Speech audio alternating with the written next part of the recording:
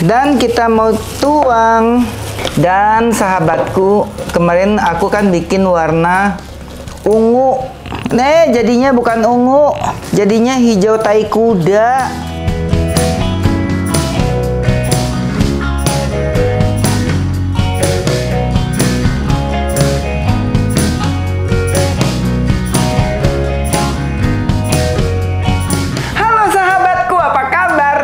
Semoga Anda semua sehat selalu dan bahagia.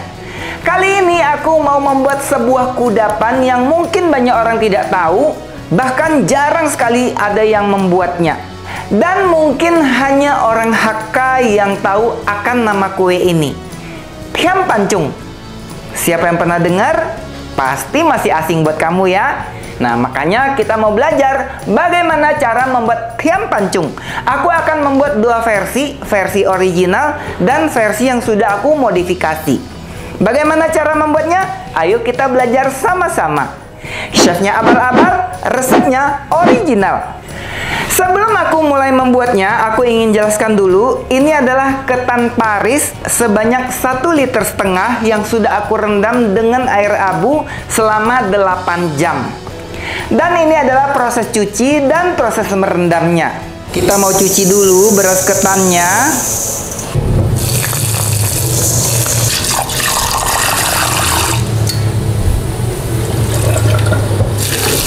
Kita cuci sebanyak 3 kali. Cucinya nggak usah digosok-gosok kenceng-kenceng sahabatku. Cukup diputer-puter gini aja. Ini sudah 3 kali kita mencucinya. Kita tiriskan. Selanjutnya kita pindahkan kembali beras ketan yang sudah dicuci ke mangkok kaca. Dan ketannya ini akan kita rendam dengan air abu. Jadi ngerendamnya ini harus sampai tenggelam. Segini ya airnya sahabatku, jangan kurang. Karena air segini pun nanti akan habis diserap oleh ketannya. Dan ketan yang sudah kita rendam ini harus di blender sampai halus, sampai menjadi tepung. Tapi sebelumnya ketannya ini harus dibilas supaya tidak ada rasa getir pada kue thiam pancungnya. Kita mau pindahin ke wadah yang lebih besar supaya tidak meluap kemana-mana airnya. Kita aduk-aduk yang ringan-ringan aja ya sahabatku. Jangan diucek-ucek. Nah, cukup gini aja. Kita tiriskan aja di saringan seperti ini.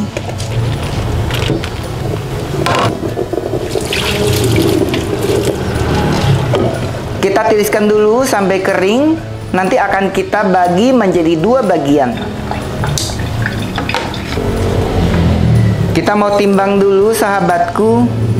Jadi ini kan ceritanya aku mau bikin 2 varian. Jadi aku bagi parohan dulu ya.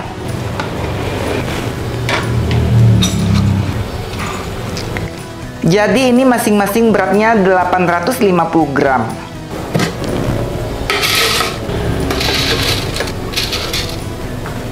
Kita masukkan air.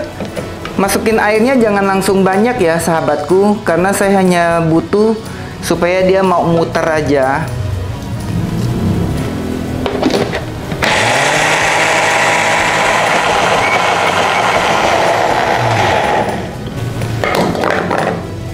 Kita aduk-aduk sedikit ya sahabatku. Jadi ini dia rada berat ya mesinnya. Kita nggak boleh kasih air terlalu banyak karena nanti dikhawatirkan kuenya susah dipotong atau malah jadi kelembekan. Jadi kalau dia berat muternya, blendernya bisa digoyang-goyang sedikit ya sahabatku. Aku tambahin air lagi deh. Nanti akan aku kasih tahu ya berapa banyak jumlah air yang sudah aku masukkan. Biasanya ini harus menggilingnya tuh di tempat penggilingan tepung sahabatku. Hanya saja aku malas pergi ke sana. Cukup pakai blender aja.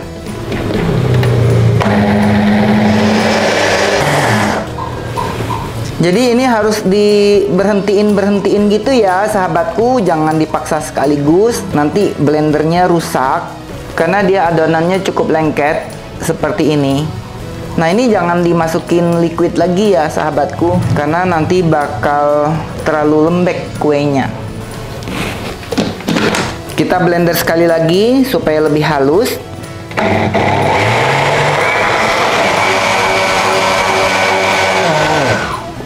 Sepertinya sudah cukup halus. Kita sisihkan dulu. Kita masukkan lagi sisanya. Dan ini akan aku blender sampai semuanya selesai. Kita masukkan air. Jadi masukin airnya ini secara bertahap sahabatku, supaya pas gitu ya, karena ini kan tanpa takaran di awalnya.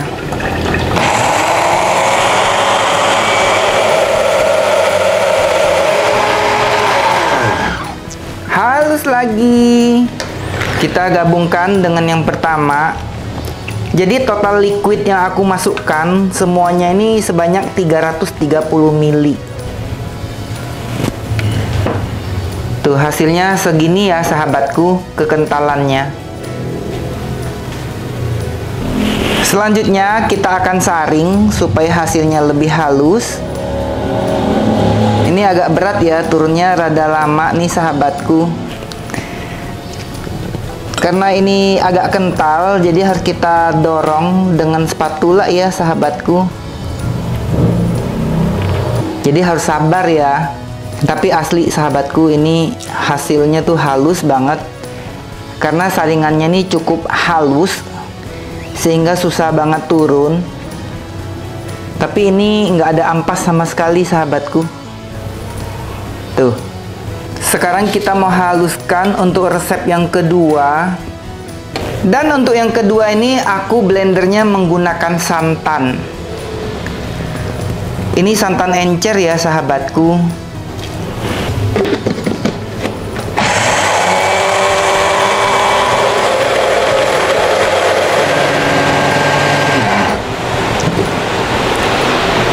Aku tambahin santan kental. Jadi yang di awal tadi santan encer, supaya lebih gampang muter, aku tambahin santan kental.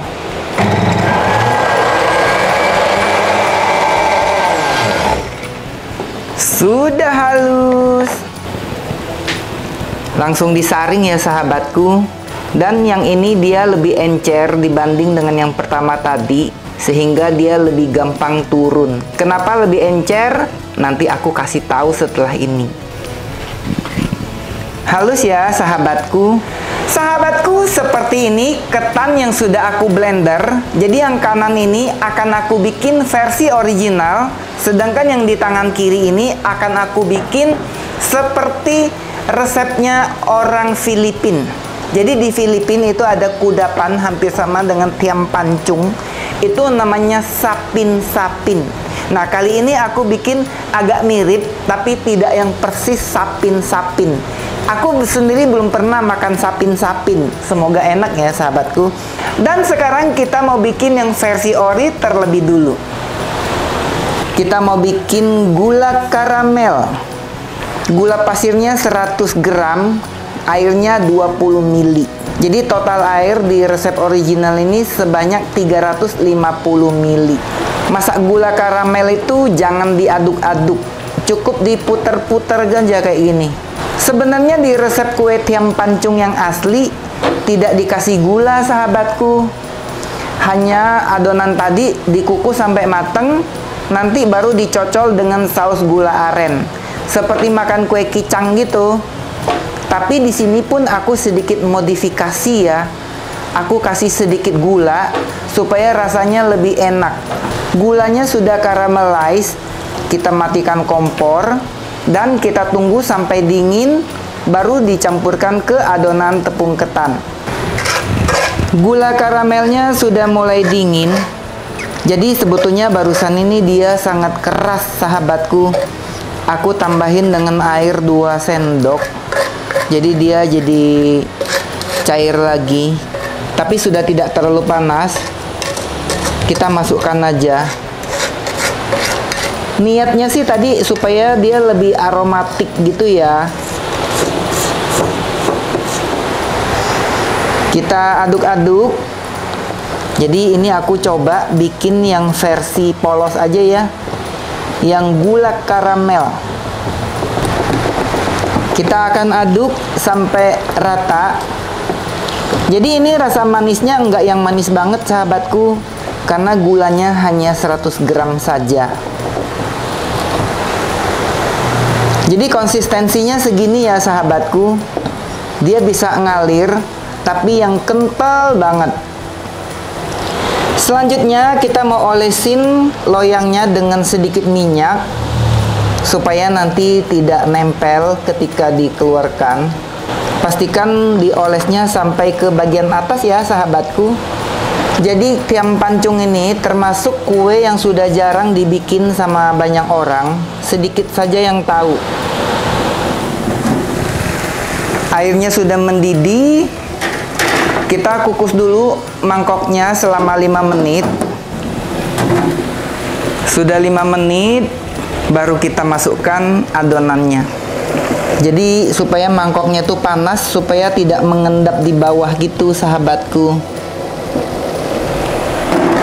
Kita kukus selama 40 menit atau sampai matang. Sambil menunggu yang originalnya dikukus, sekarang aku mau bikin yang versi mirip dengan sapin-sapin. Kita masukkan tepung terigu, tepung tapioka, gula halus, dan susu kental manis. Kita aduk sampai rata. Sudah rata, selanjutnya akan kita saring.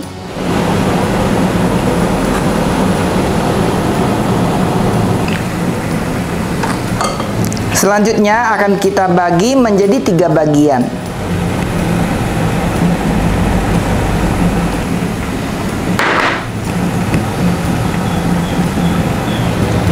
Kita mau campurkan dengan pasta pandan. Bagi sahabatku yang mau menggunakan endapan daun pandan juga bisa ya. Hanya saja biasanya kalau sudah ada air kapur sirih, endapan daun pandan itu warnanya tidak jadi hijau, tapi nanti hilang warna hijaunya. Ini juga aku belum tahu ya, nanti dia hijaunya jadi cakep atau tidak. Semoga sih pas mateng jadi cakep ya sahabatku. Karena saya sudah pernah bikin kue menggunakan sejenis ini, nanti matangnya hijaunya jadi butek. Untuk warnanya disesuaikan dengan selera masing-masing ya. Segini aja, ini udah cukup. Satunya lagi kita mau beri berwarna ungu. Kalau yang aslinya dia kasih perisa ubi. Hanya saja saya tidak punya perisa rasa ubinya sahabatku. Jadi saya pakai pewarna ungu aja. Warna ungunya jadinya seperti ini sahabatku. Semoga nanti pas mateng warnanya lebih cakep ya. Kita mau oles-oles dulu wadahnya sampai ke atas-atasnya ya sahabatku. Sudah 40 menit kita mengukusnya. Kita mau periksa. Wow, sudah mateng sahabatku. Kita angkat. Kita tunggu sampai dingin, nanti baru kita potong-potong. Kita kukus mangkoknya selama 5 menit. Sudah 5 menit, kita masukkan adonannya. Kita kukus selama 25 menit. Sudah 25 menit. Wow, ungunya jadi bleketek sahabatku. Selanjutnya kita mau masukkan yang warna putih. Jujur ya, ini nanti setelah mateng, aku belum tahu ya warnanya bakal jadi cakep atau tidak.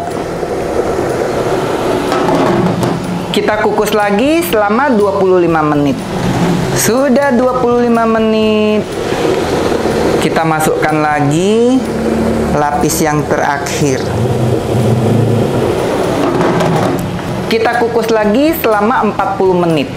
Sudah 40 menit kita mengukusnya. Wow, ini sudah tinggi banget, dia mancung banget.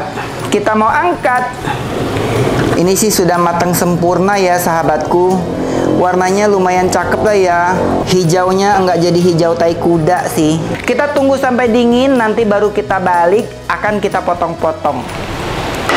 Selanjutnya kita mau memasak saus gula aren.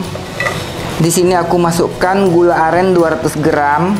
Kita pakai daun pandan dan aku menggunakan santan encer 100 ml.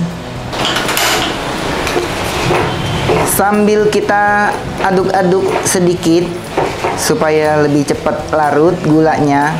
Sahabatku yang tidak mau pakai santan encer, nggak usah ya, pakai air juga boleh. Sudah mendidih gula arennya, kita matikan kompor dan ini akan kita saring.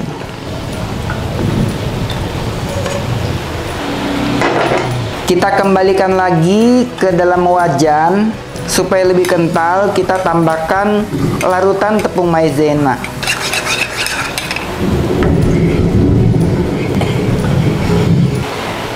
Dan kita tambahkan santan kental. Kita masak lagi sampai hampir mendidih, sampai mengental. Sambil diaduk-aduk ya sahabatku, supaya larutan tepung maizenanya merata. Dan ini sudah hampir mendidih kembali, kita matikan kompor. Saus gula arennya sudah mateng. Kita mau pindahin sausnya ke mangkok. Lihat sahabatku, sausnya kental dan harum banget. Kita mau siapkan wadah untuk menaruh kuenya. Daun pisangnya kita kasih minyak dulu supaya nggak nempel. Kuenya sudah dingin, kita mau keluarkan dari loyangnya. Jadi walaupun loyangnya sudah diolesin minyak, ternyata dia tetap lengket sahabatku. Ini untuk ngeluarinnya harus pelan-pelan. Jadinya seperti itu. Supaya lebih cakep permukaannya, aku balik lagi aja deh.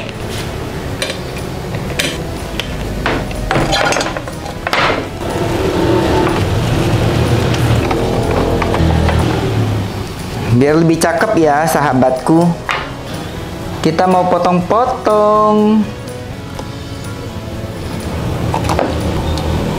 Pisaunya ini harus diolesin minyak ya sahabatku.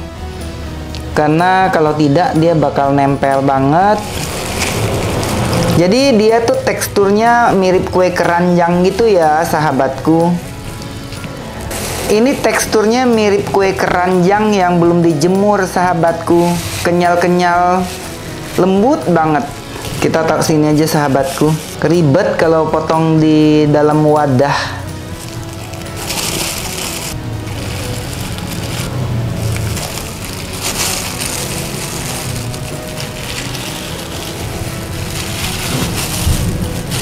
Dan ini adalah tiam pancung yang sudah aku modifikasi, yang menyerupai kue dari Filipina. Ternyata ujung spatulanya nggak bisa menembus ke bawah sahabatku, karena ini sudah agak dingin memang. Jadi seharusnya ini waktu panas-panas kali ya, keluarin dari loyangnya supaya dia tidak jadi nempel. Hanya saja saya khawatir waktu masih panas tuh pas dituang gini dia belum terlalu ngeset, nanti yang ada melebar kemana-mana. Dan kita mau tuang. Tadinya saya pikir ini bakal gampang keluar dari loyang sahabatku, karena dia kan ada santan ya. Rupanya nempel juga. Dan sahabatku, kemarin aku kan bikin warna ungu.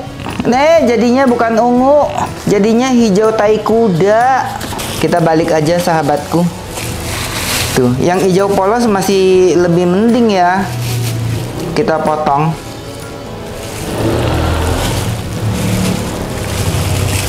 Jadinya seperti ini sahabatku.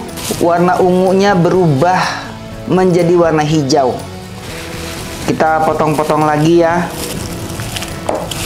Nah, dia harus pakai plastik pisaunya sahabatku. Kalau tidak pakai plastik, dia nempel di pisau. Jadi seperti ini warnanya sahabatku. Cantik juga ya. Kita mau susun-susun di piring.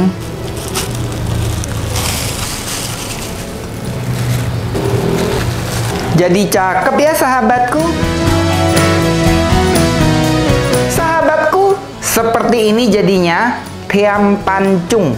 Jadi ingat pancung ya, tapi bukan hukuman pancung sahabatku. Apa arti Thiam Pancung? Thiam Pan itu, jadi ini dia kayak turunan dari dodol Cina. Dodol Cina itu kalau orang Hakka bilangnya Thiam Pan. Thiam Pan itu artinya kue yang manis gitu ya. Nah, hanya saja ini dibikin dari adonan kue kicang. Cung itu bakcang gitu ya. Jadi kalau Thiam Pancung, nah ini kue kicang yang dijadiin kue kayak gini, kira-kira seperti itu ya kalau saya mengartikannya. Nah, sedangkan yang ini aku modifikasi ngikutin, saya pernah nonton ada satu channel dia bikin kue, ada warna hijau, ada ungu, dan tengahnya putih. Karena dia tidak menggunakan air abu pada tepung ketannya, warnanya jadi cakep banget. Ungu ya ungu, hijau ya hijau. Hanya saja yang ini si ungunya berubah jadi hijau tua nih sahabatku, nggak sesuai ekspektasi. Tapi so far masih bagus lah ya warnanya. Dan sekarang kita mau mencobanya. Kita mau ambil dulu Thiam Pancung. Tuh, kenyal banget. Dan ini cara makannya, dia harus disiram dengan saus gula aren. Nah, ini saus gula arennya kentalnya segini ya sahabatku. Lihat sahabatku, ini sausnya cakep banget. Jadi sekali dicolek, dia langsung nempel di kue Thiam Pancungnya. Ayo kita makan.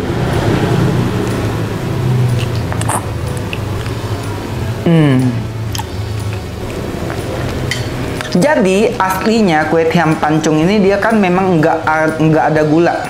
Hanya saja ini aku kasih sedikit gula. Walaupun tanpa cocolan ini dia sebenarnya udah bisa dimakan. Dan di sini sudah ada potongan kue Thiam Pancung yang aku modifikasi. Ini sebetulnya bisa dipegang seperti ini. Bisa dimakan tanpa cocolan, dia nggak lengket di tangan. Kita makan pakai tangan aja ya, agak barbarly nggak apa-apa.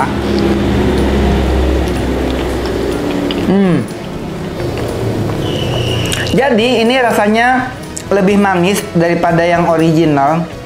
Ini ada santan, jadi di kuenya tuh nggak nempel. Kenyalnya sama seperti yang ini. Hanya saja ini di permukaannya nih mulai mengeras. Dikarenakan sejujurnya ini aku matenginnya ini kemarin malam, udah sekitar jam 8 malam. Dan sekarang ini sekitar jam 11 siang. Jadi di atasnya ini sudah mulai agak berkulit ya, agak mulai keras. Tapi ini teksturnya cakep banget sahabatku. Jadi dia aromanya sama. Bedanya ini lebih terasa ada aroma santan aja, karena ini ditambahin santan gitu ya sahabatku. Aku mau coba cocol dengan saus gula arennya. Kita ambil yang baru aja ya sahabatku.